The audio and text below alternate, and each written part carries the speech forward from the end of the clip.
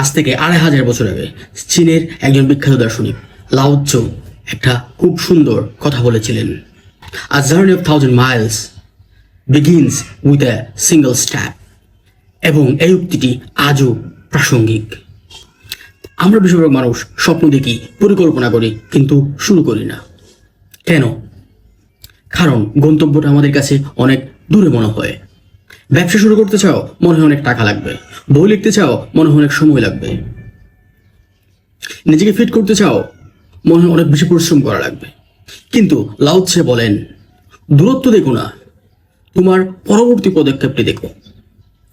বিশ্বের বিখ্যাত লেখকরা একদিনে পুরো বই লিখে শেষ করেন না। তারা প্রথমে একটি শব্দ দিয়ে শুরু করেন এবং ধীরে ধীরে সম্পূর্ণ বইটা শেষ করেন।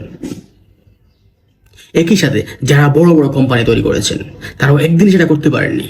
বছরের পর বছর পরিশ্রম দিয়ে, মেধা দিয়ে ওনারা তিলে তিলে এই কোম্পানিগুলো গড়ে তুলেছেন। তাই আজই তোমার প্রথম পদক্ষেপ নাও। এটা যত কঠিন হোক, যত বিধিকর হোক, তোমাকে শুরু করতেই হবে। কারণ শুধুমাত্র শুরু করলেই তুমি এই গন্তব্য শেষ দেখতে পাবে।